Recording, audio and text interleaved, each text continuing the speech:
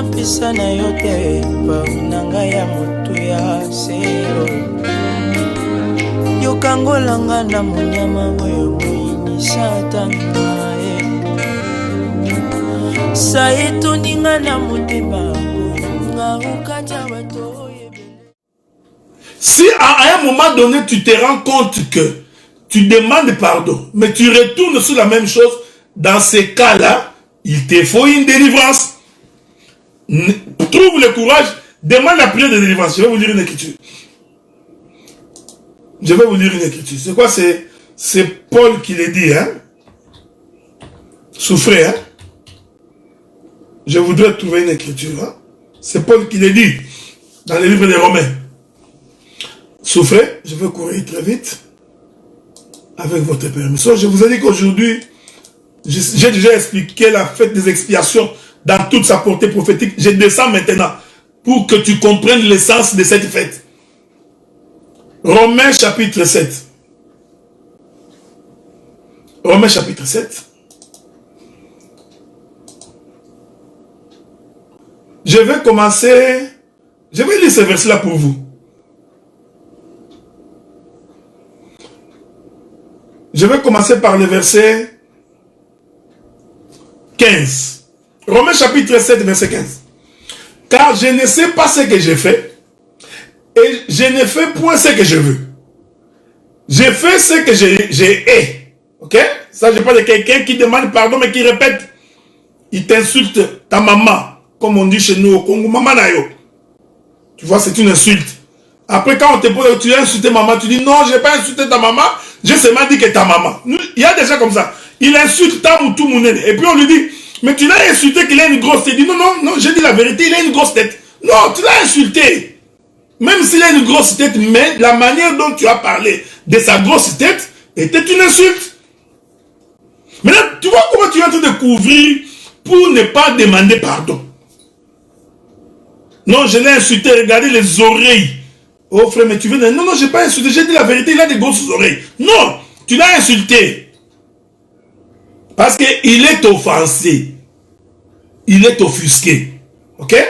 Maintenant, si tu as l'habitude de répéter, tu as déjà cru au Seigneur. Tu t'es converti. Mais tu te rends compte que il y a quelque chose que tu fais qui ne s'arrête pas. Je donne l'écriture. Il est écrit. Verset 16.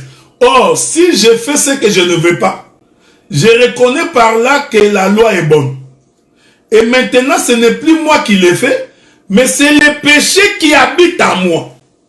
Ah, donc, si tu fais des choses que tu ne veux pas, et que ces choses se répètent régulièrement, tu es habité par un péché. Donc, nous comprenons que le péché aussi est un esprit.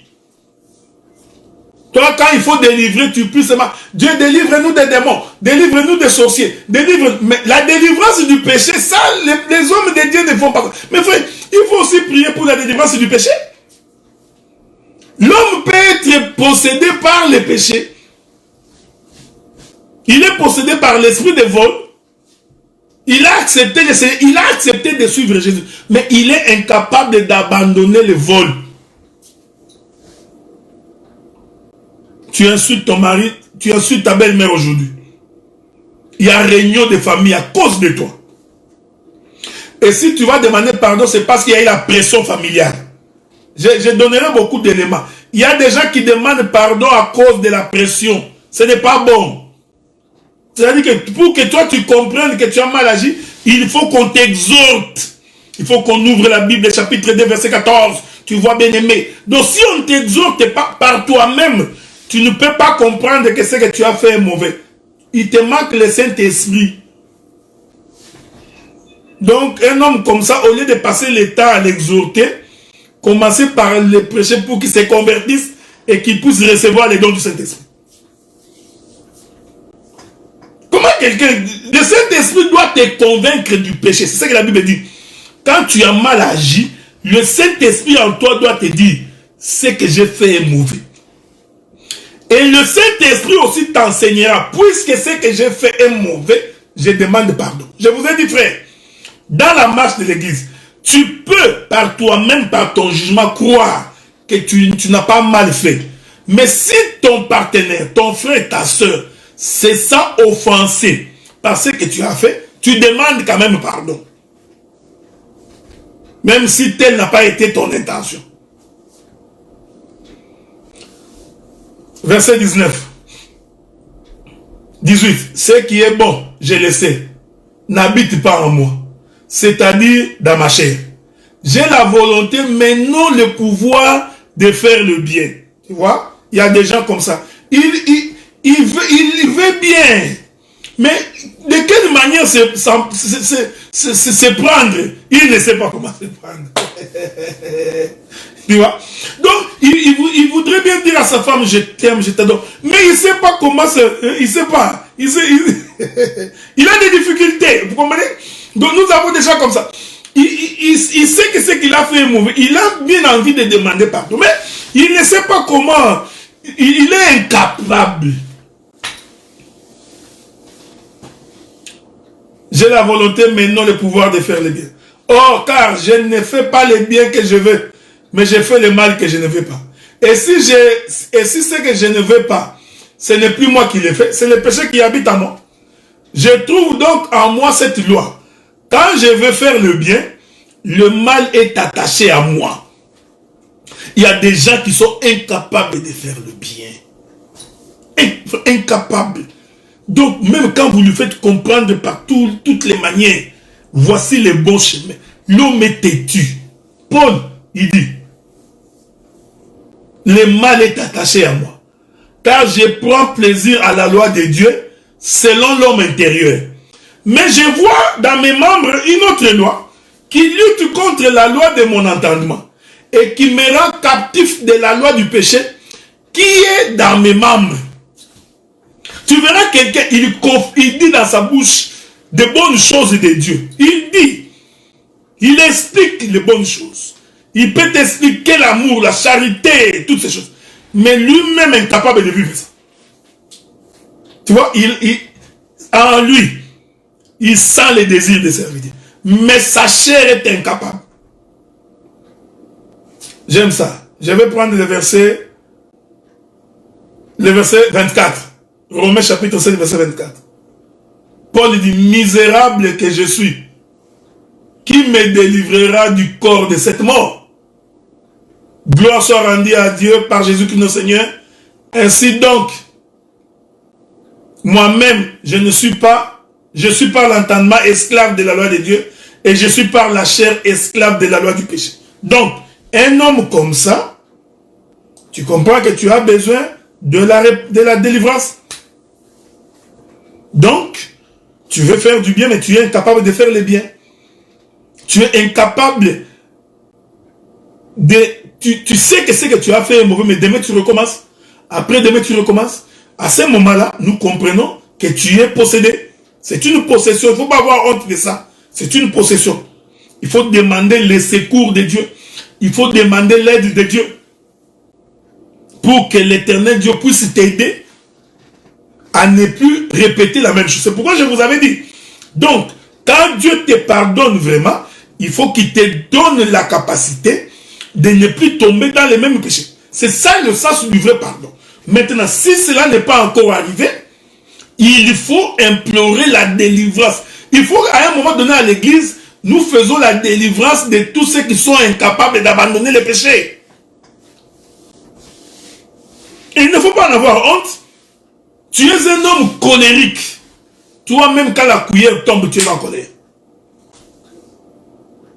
Tu demandes les foufous, ça prend 3 minutes, tu es en colère. Qu'on chauffe le thé, 2 minutes, tu es en colère. Donc, il te faut une délivrance, frère. Donc, nous allons prier, non pas pour chasser les maris de nuit, femmes de nuit, non, non. Nous prions parce que la loi du péché est en toi. C'est pourquoi vous allez remarquer, frère, ce que je vous dis là, vous allez comprendre que même dans nos foyers, même dans nos maisons, même dans nos églises, ce qui nous tue, c'est parce qu'il y a des hommes comme il y a des femmes qui sont incapables de demander pardon. Et quand on demande pardon, on ne vient pas par des formules.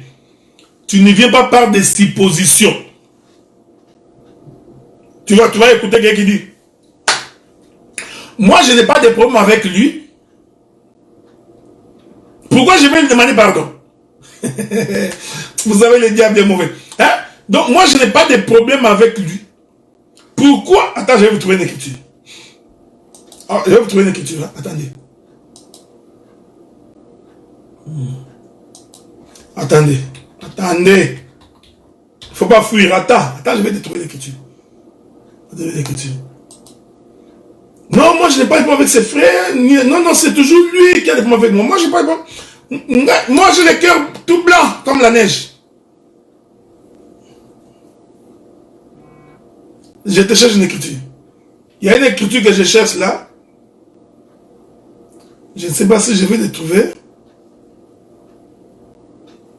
Il y a une écriture où dit, quand tu vas offrir et que tu te souviens que tu as un problème avec ton frère. Cette écriture-là, mon bien-aimé là. Est-ce que tu peux me la trouver?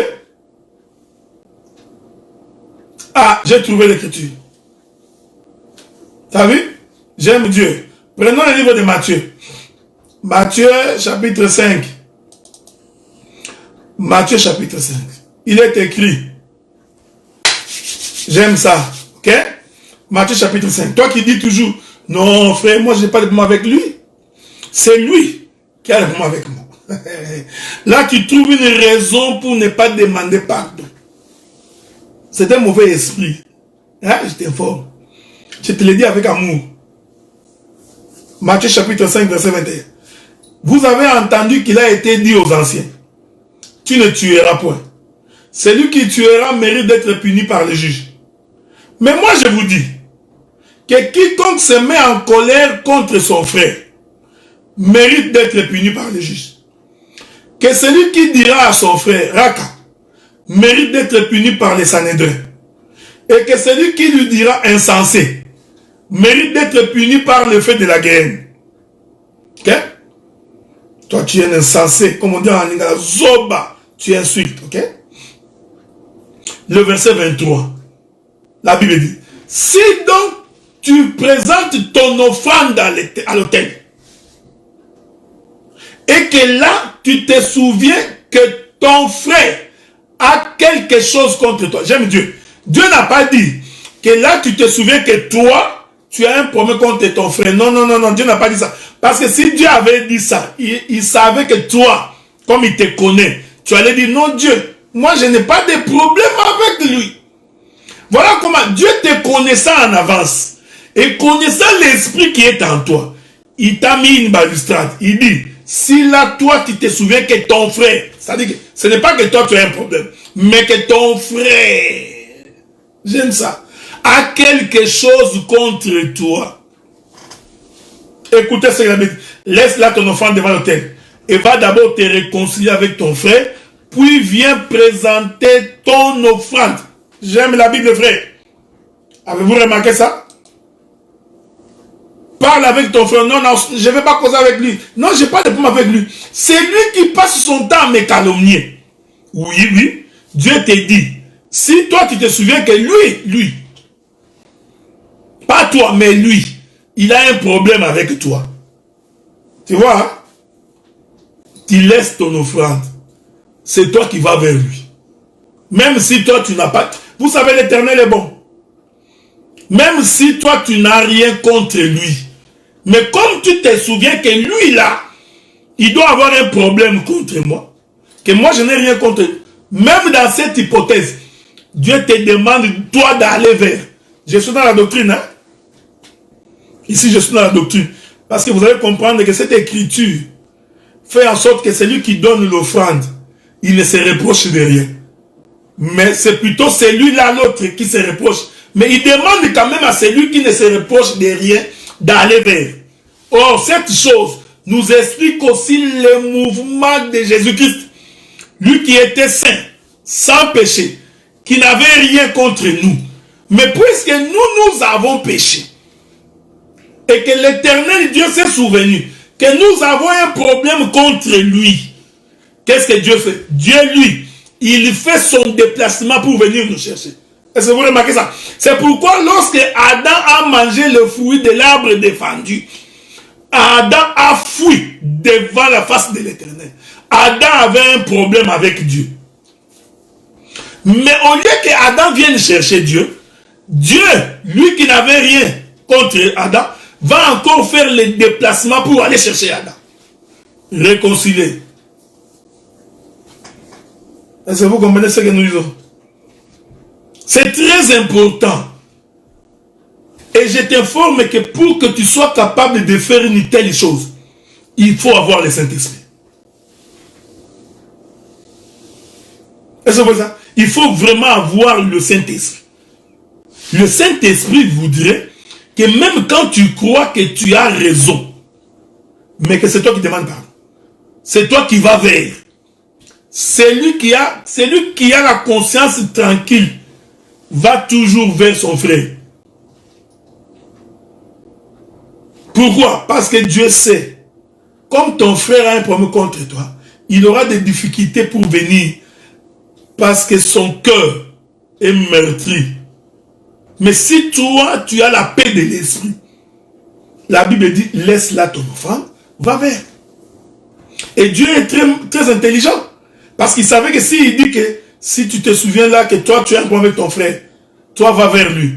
Il savait, Dieu connaît ta réponse, non? Il savait que tu allais dire, non, Dieu, moi, je n'ai rien. Moi, je n'ai rien contre les frères. Tu vois, ce frère-là, c'est lui qui me critique tout le temps. Il me calomnie, mais moi, je n'ai rien contre lui. Donc, tu trouves là une raison pour ne pas aller vers ton frère.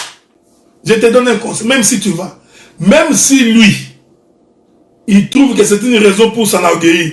Ne t'inquiète pas, frère. L'Éternel Dieu combat toujours pour ses enfants. Comme la Bible dit que l'Éternel Dieu est derrière sa parole pour l'accomplir. Puisque toi, tu as accompli la parole, je t'informe que Dieu te justifiera toujours. Toujours. Vous savez, les gens qui cherchent des raisons, ils n'ont jamais compris. Quand tu cherches toujours à avoir raison, en fait, tu es en train de t'enfermer toi-même. Parce que ce que tu fais est contre la parole. La parole voudrait que, même quand tu crois avoir raison, mais que tu laisses l'Éternel Dieu te justifier, toi, accomplis la parole. Tu ne peux pas prier le Seigneur. Tu ne parles pas avec tes beaux-frères. Tu ne parles pas avec ta belle-mère. Tu ne parles pas avec tes soeurs. Donc tu es en conflit avec tout le monde. Et tu vas à la prière. Non. Il y a même des gens dans la même église, frère. Vous savez, moi, ça m'a toujours étonné. Dans la même église, dans la même assemblée, écoutant la même parole, il y a une sœur qui n'aime pas l'autre sœur. Il y a un prédicateur qui n'aime pas tel frère. Mais il prie dans la même église.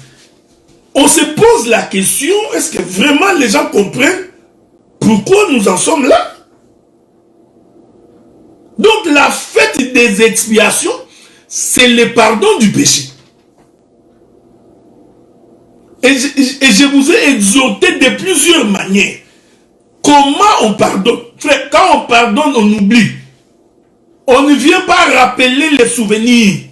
Ne vient pas soulever le manteau pour commencer à rappeler. Tu vois, en 2018, en 2015, tu m'avais fait ceci. Non. Et quand on est sage, dès que quelqu'un veut faire un rappel du passé, il faut le lui rappeler, mais mon frère, cette histoire est passée. Est-ce que vous comprenez ce que je veux dire? Donc, c'est comme ça qu'on... Mais j'ai continué à dire qu'un cœur repentant, c'est quelqu'un qui prend la résolution de ne plus recommencer. Parce que si tu recommences, nous comprenons que tu es encore sous la loi de Moïse. Parce que le fait que tu as recommencé la même chose, ça va nous rappeler les souvenirs. Nous laissons $5 000 à l'église. tu as volé 5 000. On te surprend, tu demandes pardon. On oublie. Mais si demain tu viens encore voler 1000, les 1000 que tu as volés va nous rappeler.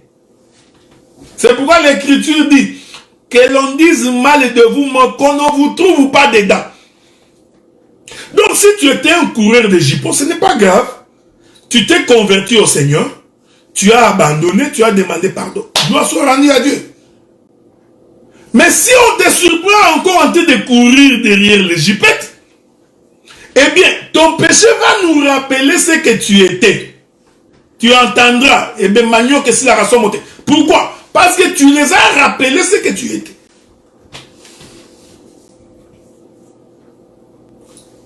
Frère, le pardon veut aussi dire ne pas recommencer. Si tu n'as pas la capacité de ne pas recommencer, voici un conseil. Prie le Seigneur. Demande à Dieu de te donner la capacité de ne pas recommencer. Est-ce que vous comprenez ce que nous disons? Donc, la fête des expiations, c'est pardonner. Pardonnons-nous les uns les autres. C'est ce que dit l'écriture. Je vais encore vous trouver quelques 2-3 écritures. Il faut apprendre à se pardonner mutuellement quand on a mal agi. Donc, celui qui pardonne, il ne médite pas le mal. Nous avons déjà, il médite.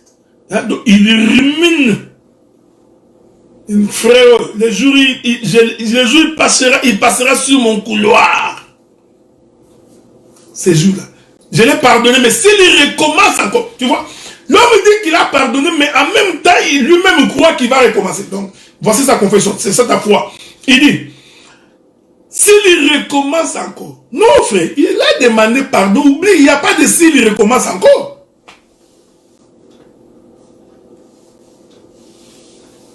Prenons quelques écritures. Ok? La Bible dit ceci. Vous prenez le livre de Proverbes. Prenez-moi le livre de Proverbes. Proverbes chapitre 18, le verset 6. Proverbe chapitre 18, le verset 6. La Bible dit, les lèvres de l'insensé se mêlent aux querelles et sa bouche provoque les coups. Je crois vous avoir dit une fois à l'église que celui qui est capable de tenir sa bouche, de maîtriser sa langue, il est capable de maîtriser tout son corps. Est-ce que vous comprenez ça? Donc, celui qui est capable de maîtriser sa langue, il est capable de maîtriser tout son corps. Donc, celui qui parle trop, à force de beaucoup parler, tu vas exciter des querelles pour rien. Tu donneras des coups. Laissez-moi vous trouver comment cette écriture-là. Je ne sais pas si je vais la trouver. Je crois que c'est le bien-aimé Paul qui le dit, à ce sujet-là. C'est très très important. Donc, laissez-moi, je ne sais pas si je vais trouver cette écriture-là. Souffrez, hein. Souffrez. J'espère que je trouverai cette écriture-là. Sinon,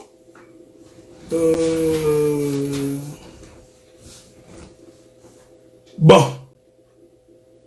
Voilà. Prenez le livre de Jacques.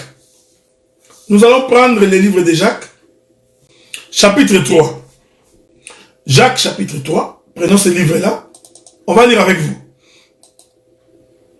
Jacques, chapitre 3. Je commence par le premier verset. La Bible dit, mes frères, qu'il n'y ait pas parmi vous un grand nombre de personnes qui se mettent à enseigner, car vous savez que nous serons jugés plus sévèrement. Nous bronchons tous de plusieurs manières. Si quelqu'un ne bronche point en parole, c'est un homme parfait. J'aime ça. Donc si quelqu'un ne bronche pas en parole, c'est un homme parfait. Donc, si tu veux être un homme parfait, c'est ta bouche qu'il faut contrôler. Capable de tenir tout son corps en bride. T'as vu, frère? Donc, c'est lui qui est capable de contrôler sa bouche, sa langue. Il est capable de contrôler tout son corps. Ici, je reste dans la doctrine. Je ne voudrais pas entrer dans la révélation. Je sais que vous aimez la révélation, mais comme j'explique la fête des expiations, il faut que tu comprennes aussi techniquement qu'est-ce que ça veut dire matériellement. Il ne faut pas avoir l'habitude de parler beaucoup inutilement. Toi, dès que tu parles pas, tu te sens pas bien. Tu prends ton téléphone, tu cherches le numéro.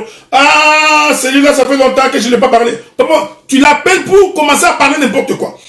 À force de parler, tu vas pécher. Tu diras quelque chose qui n'est pas correct, ça sortira et puis on va t'attraper que tu es en train de calomnier. Donc, c'est lui qui maîtrise, c'est ce que Jacques dit. Capable de tenir tout son corps en bride. Il continue. Il dit, si nous mettons les morts dans la bouche des chevaux pour qu'ils nous obéissent, nous dirigeons aussi les corps tout entiers. Hein? Je me réserve des révélations. Donc, si on maîtrise la bouche du cheval, on est capable de diriger tout son corps. Or, vous savez que la bouche se trouve dans la tête et que la bouche, c'est la parole. Prophétiquement, l'écriture veut dire que c'est lui qui a la parole dans sa bouche, il contrôle tout son corps. Il contrôle toute sa vie.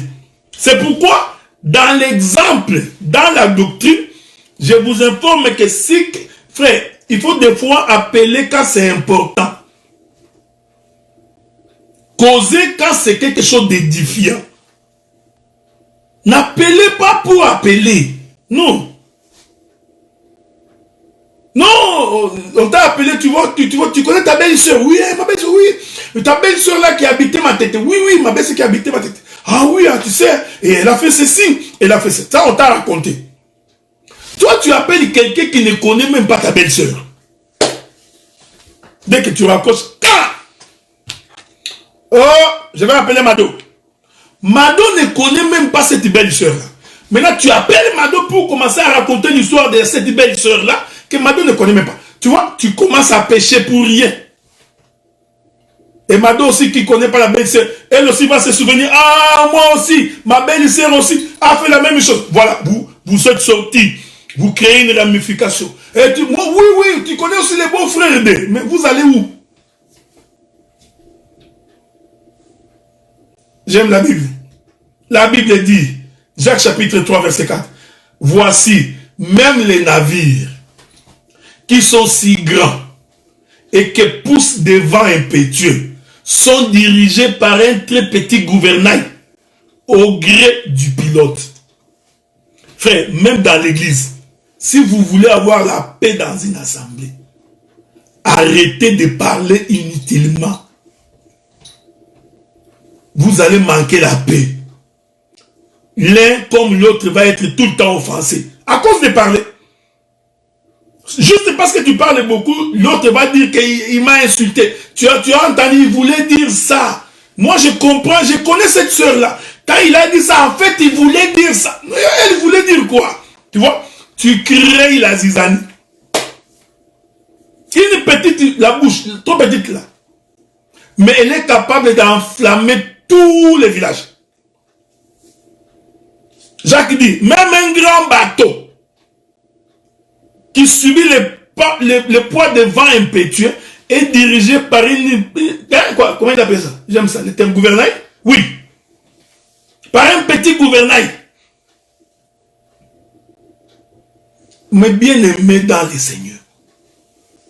Ici, j'ai fait la pastorale pour vous expliquer que le pardon crée la paix. Mais pour éviter également qu'il y ait des problèmes dans l'église, il faut aussi apprendre à fermer sa bouche. C'est très important. Ne dire que des choses qui sont importantes, nécessaires. Je continue. J'aime l'apôtre Jacques. Il dit, De même, la langue est un petit membre. Mais elle se vante de grandes choses. Tu as vu la langue? Oh, tu vois, moi ceci, moi. Donc l'homme, à cause de sa petite langue, lui, avec sa langue, il peut m'arriver en Australie. Juste avec sa langue. Il arrive en Australie. Il a déjà visité l'Australie. Il a visité Capernaum. Il est en Éthiopie, partout. Il est à cause de sa petite langue. Est-ce que vous comprenez? Donc, et ça crée un désordre dans l'église. Je vais finir ce verset-là. Laissez-moi finir ce verset-là. La Bible dit, de même la langue est un petit membre. Elle se vante de grandes choses. Voici comme un petit feu peut embraser. Est-ce que vous comprenez ça? Comme un petit feu peut embraser une grande forêt. La langue aussi est un feu. C'est le monde de l'iniquité. La langue est placée parmi nos membres, souillant tous les corps, enflammant le cours de la vie, étant elle-même enflammée par la guerre. Le pasteur, c'est ici la matière pour vous, pour enseigner au peuple comment se tenir dans la maison, comment se comporter. Donc vous comprenez. Donc, la paix, frère, je ne sais pas pourquoi Dieu me dit de vous le rappeler. Vous voyez la bouche, c'est une arme dangereuse. Surtout pour un insensé. Parce qu'à cause de parler là, tu peux faire entrer des conflits dans tous les coins. Juste à cause de parler ici. À cause de parler ici, c'est à cause de parler que nous savons que tu es vantard. Que tu es orgueilleux. Donc, à ta petite bouche là. Donc, tu vas te vanter. Dès que tu dis, il ne faut pas blaguer avec moi, vous me connaissez, parce que vous me connaissez. C'est sa bouche là que... Quelqu'un, on l'a tabassé comme ça, à cause de trop parler. Il parle tellement trop que ça a énervé qu'il a tabassé, il a perdu les dents. Tout ça à cause de sa petite bouche, il a perdu les dents. Ah non, frère, tu me vois, moi je suis docteur. De tous les prédicateurs qui prêchent ici, je suis le plus grand prédicateur. C'est ta bouche va te tuer. Tous ces gens que tu vois qui prêchent aujourd'hui là, si c'est pas moi, qu'est-ce que c'est? Non, moi je suis plus que ces frères-là. Ça va arriver. Ça arrivera chez ces frères-là. Non, tu vois mon sac que je pense c'est Gucci. Ah, mon sac Gucci n'est pas comme le sac de la sœur Germaine. Elle achète Ngwanzou. Ta bouche. Parce que ça va arriver. Un jour, la sœur Germaine va apprendre ce que tu as dit. Et dès qu'elle aura appris, elle va être en colère, vous serez en conflit. Et la paix va manquer. À cause de parler. Oh non, tu vois ma voiture là, c'est comme un moteur de DC-10. Tu peux l'enlever, tu mets dans un avion et l'avion décolle. Ce n'est pas comme la voiture du frère Adélard. Non, non. Oui, frère. Donc, un petit membre.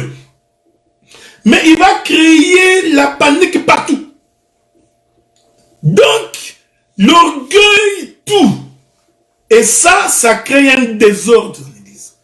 C'est pourquoi Jacques nous dit, celui qui est capable de maîtriser sa bouche, celui-là, il est capable de contrôler tout son corps. Et vous allez voir, mes frères, même dans la vie, si tu n'as pas l'habitude de critiquer, de calomnier, il est impossible aussi que les gens disent le mal te concerne. Ils n'iront même pas te chercher. Mais si tu as critiqué, dès que toi tu critiques, oh non, tu vois ce frère-là, avec sa grosse tête, ça va arriver chez les frères. Quand les frères aussi vont écouter que tu l'as insulté, sa grosse... Et puis lui, qu'est-ce qu'il croit avec ces gens Mano? Lui aussi va dire tes gens Mano. Quand ça va arriver chez toi, les gens Mano, tu dis, hey, Satan, t'as les gens Manix. Tu vois? on va dans tous les sens. Bien-aimé dans le Seigneur, quand tu as offensé ton frère, ou que tu as offensé ta soeur, même si tu n'en as pas conscience, mais si tu sais que lui, il a des choses à te reprocher, l'Écriture dit, va vers lui, va demander pardon. Excuse-toi. Et quand tu vas demander pardon, ne va pas demander pardon du genre, si je t'avais fait mal. Non, pas si. Je voudrais, dans 10 minutes, finir avec une chose. Nous pouvons ne pas nous mettre d'accord dans la conception des choses de Dieu. C'est ce que moi j'ai toujours détesté. Comment les hommes qui prient Dieu peuvent être des ennemis? J'essaye de comprendre ça. J'ai fait un effort. Mais je ne comprends pas. Les hommes qui prient. Donc tu entendras le docteur Adela et le docteur Marley ne se parlent pas. Pourquoi ils ne se parlent pas? Parce qu'ils ne se sont pas mis d'accord sur les Écritures. Ces Écritures-là nous appartiennent. Cette parole est la parole de Dieu. Bon, si nous ne sommes pas mis d'accord, pourquoi devrons-nous devenir des ennemis? Vous savez, frère, c'est étonnant. Un pasteur et un autre prophète des ennemis ne se parlent pas. Frère, nous pouvons ne pas nous mettre d'accord. Nous pouvons même nous séparer sans être des ennemis. Est-ce que vous comprenez ce que j'ai dit? Donc nous devons dépasser ça. Pourquoi? Parce que ne pas pardonner crée la haine. Et la haine, c'est très mauvais pour la santé. Attendez. La haine est très mauvaise pour la santé. Ça te ronge, frère. Ça te tue. Même toute la beauté va partir à cause de la haine. Tu es devenu moche. Je te pose la question. Pourquoi ce frère est devenu très vilain comme ça? Non, c'est à cause de la haine. Attendez. Je vais vous trouver une écriture, ok?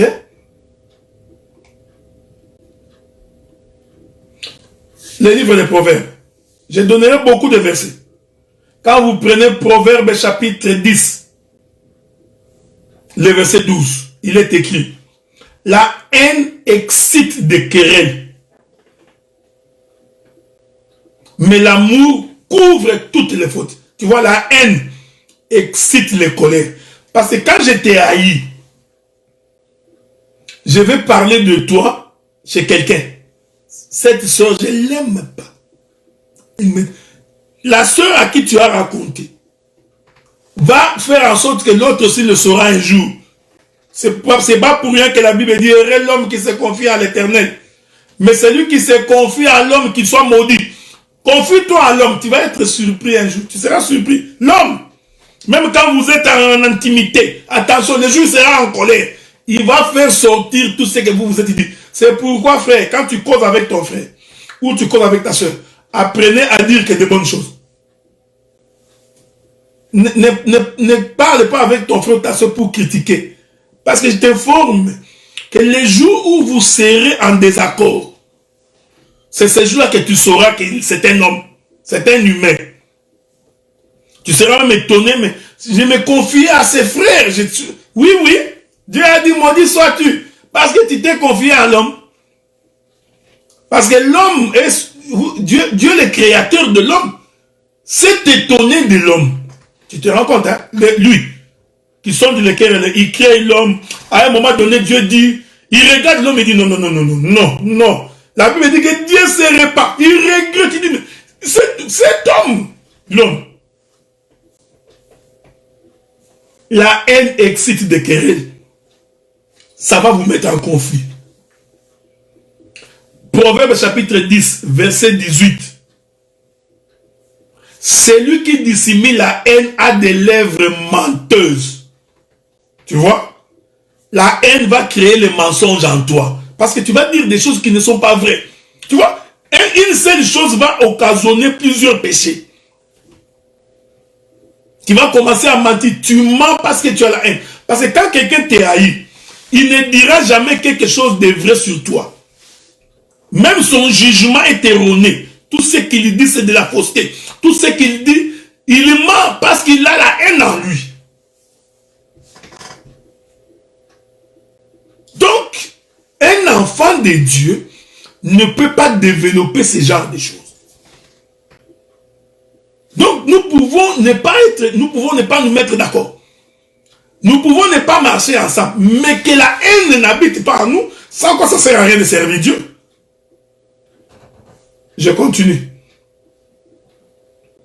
Je vais finir par une écriture.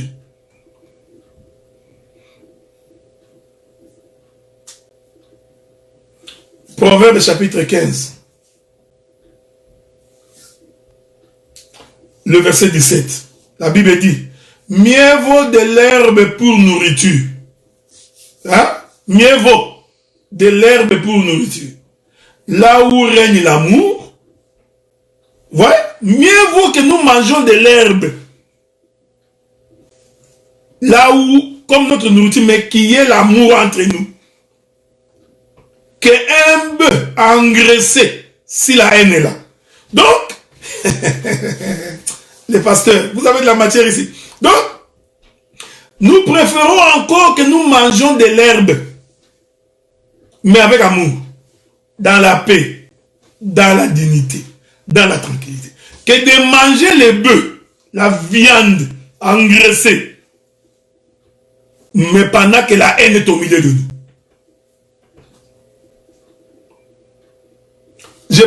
Il y a tellement des écritures que je pouvais vous ajouter pour faire comprendre que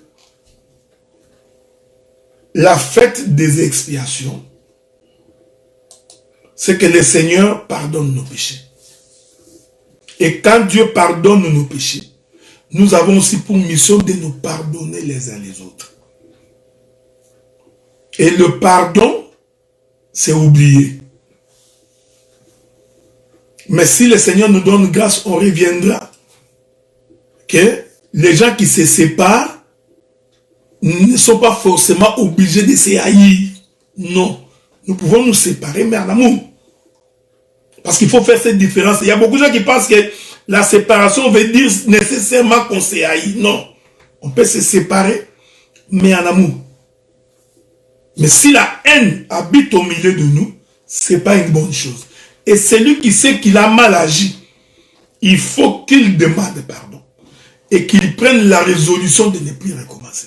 Faudrait-il aussi que celui à qui on a demandé pardon ne soit pas animé par un esprit triomphaliste. Puisqu'on m'a demandé pardon, c'est que tu te crois être au-dessus. Non. On te demande pardon. C'est parce que l'homme a accompli l'écriture. Et je t'ai dit, frère, celui qui a accompli l'écriture en demandant pardon, il ne s'est pas rabaissé. Au contraire, c'est un homme élevé. Et je vous avais dit que la repentance est pour les enfants de Dieu. Un païen ne se repent pas. Si tu vois quelqu'un qui est incapable de demander pardon, comprends, c'est encore un inconverti. Même s'il tape les mains, même s'il chante dans l'église, même s'il ouvre sa Bible et il lit, mais s'il est incapable de demander pardon, s'il est incapable de se repentir, comprends que cet homme ou cette femme, c'est un inconverti. Parce que quand quelqu'un s'est converti, Dieu lui donne également la capacité de se repentir. Pourquoi? Parce que la marche est longue. Comme la marche est longue, Dieu sait que tu feras toujours des erreurs. Dieu sait que tu commettras toujours des erreurs.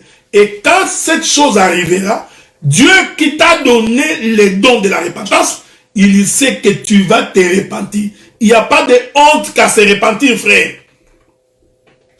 Il n'y en a pas. Non, si je me réponds, bah, ils vont trouver que je suis rien. Non, non. Ça, c'est le diable qui parle en toi. Que tu appelles ta mère, ta belle-mère, que tu appelles ton père, ton beau-père, tes belles-sœurs, tes amis pour leur dire, écoutez, je vous avais offensé, je vous demande pardon. Ça ne vous diminue en rien. Au contraire, ça fait de toi une grande personne. Ça fait de toi quelqu'un de très considéré. Quelqu'un auprès de qui on peut se confier. Vous savez, frère, celui qui se répand est digne de confiance. C'est lui qui se répand. Il est digne de confiance. Parce que tu peux comprendre que si cet homme est capable de se repentir, ça veut dire que s'il a fait quelque chose de mauvais, il est capable de s'amender. Ouais? Donc, dans la repentance, il y a la capacité de s'amender, d'aller au-delà. Mais quelqu'un qui ne se répand pas, il est très dangereux. C'est un sorcier. Parce que les sorciers, ils te bouffent en te regardant dans les yeux. Tu vois, il te tue, il te regarde. Pourquoi? Parce qu'il n'a pas la repentance. Oh, la repentance, c'est la miséricorde. La repentance, c'est la pitié. Donc, quelqu'un qui ne se répand pas, il faut aller vérifier son état d'âme.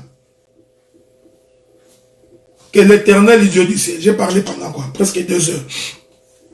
Je voudrais ici demander au bien-aimé Jimmy, quand tu fais mes vidéos pour publier, des fois quand c'est 2 heures, 1h50, tu peux les couper en 2 morceaux. Parce que j'ai reçu beaucoup de remarques des frères qui disent que des fois, quand c'est sur YouTube, en live comme ça c'est mieux. Mais quand c'est sur YouTube, suivre une vidéo pendant 2 heures, c'est épuisant. Donc si on peut les couper 50 minutes, je crois que ça va être plus facile pour beaucoup de les suivre. Mon bien-aimé Jimmy, ce serait intéressant. Je voudrais également informer le bien-aimé que il y a la radio de bien-aimé de l'Assemblée de Paris, les élus de Paris, qui va être bientôt fonctionnelle. Donc, une fois que la radio sera fonctionnelle, nous allons donc vous recommander, vous reconnecter tous là-bas pour que nous commencions à suivre les interventions, les prédications, pour que nous commencions à alimenter cette radio-là. Donc, ça va nous aider, ça va être utile pour toute la communauté. Je crois que ce serait une très bonne chose. Je voudrais ici encourager le bien-aimé de pasteur Gauthier pour le travail qu'ils sont en train d'abattre à ce sujet. Je crois que le Seigneur nous aidera là-dessus. Donc, nous attendons la finalisation de cette radio. Comme ça, nous allons tous nous brancher là-bas. Nous allons tous également soutenir la chose financièrement, matériellement, en tout, pour que cela puisse nous servir à nous tous. Ce serait une bénédiction. Donc, je crois que ça va être une très bonne chose. Que le Seigneur Dieu du ciel. Je voudrais également remercier certains bien-aimés qui ne cessent de me faire des virements. Je préfère taire vos noms, puisque je n'ai pas reçu l'autorisation de votre part. En tout cas, je reçois vos virements de $50 ici, de $100 ici, de $30 ici. Donc, que le Seigneur, vous voyez, j'ai même les teints, hein, donc les grosses joues, les teints, tout ça, c'est la bénédiction, quoi. Que l'Éternel Dieu du ciel vous bénisse énormément. Ça a été un plaisir. Le samedi, je serai face à vous pour répondre aux questions à partir de 15 h d'Ottawa, soit 21 h de Paris. Donc, je recevrai vos questions. Je répondrai à toutes vos questions pendant 5 heures. Nous commencerons de 15 h jusqu'à 20 h, pratiquement d'ici, même 19 h, soit de 21 h à minuit, voire 1 h du matin, de ceux qui sont à Paris et en Europe. On est en confinement, donc je vais répondre à vos questions. Que l'Éternel Dieu du ciel vous bénisse, qu'il vous garde. Nous allons donc écouter les bien-aimés Timothée qui chante et nous allons nous séparer pour aujourd'hui. Que le Dieu du ciel vous bénisse dans le précieux nom du Seigneur. Kasi na ngai te, na nguya na ngai te, na bolingo na yo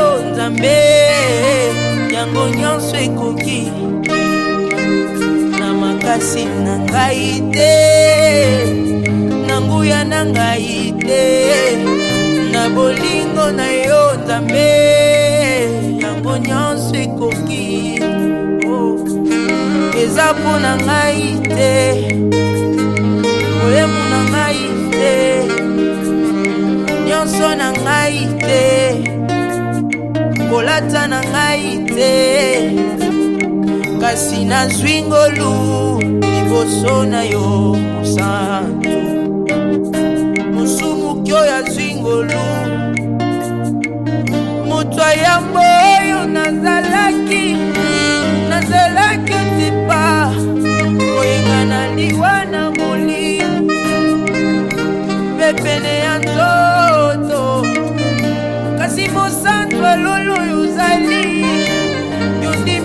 miotika ngwende nwa bukundi oche maboko na potopoto wana nazwi peko kwa mosanzwe nazwi kombo na yo mosanzwe nazwi kombo shama babeni ngape mosanzwe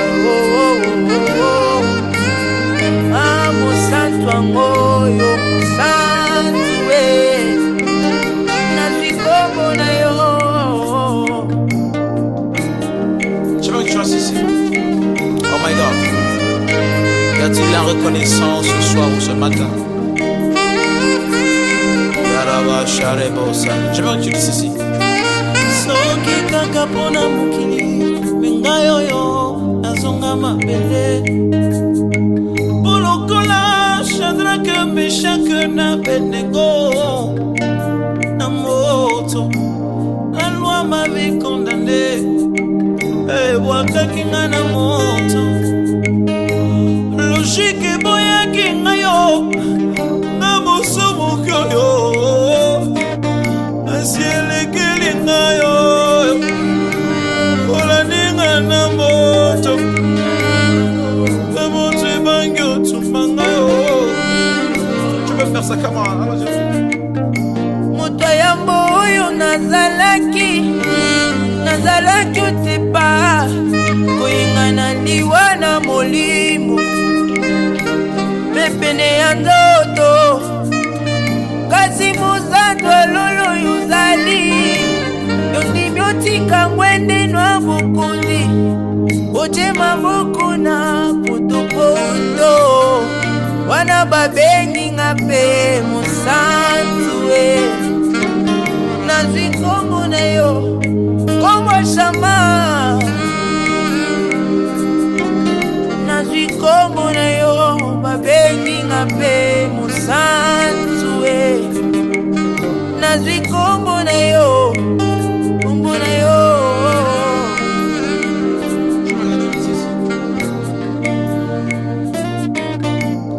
Donne-moi une seule raison, écoutez nanga natika Yesu. Libalo nazanango, oyebi yango bia eza pona Yesu. Yango nakotingama Yesu, nakotingama ye. Obekisa te poni nenenena. Motema nanga etondi na filembwa mobali amnandanga na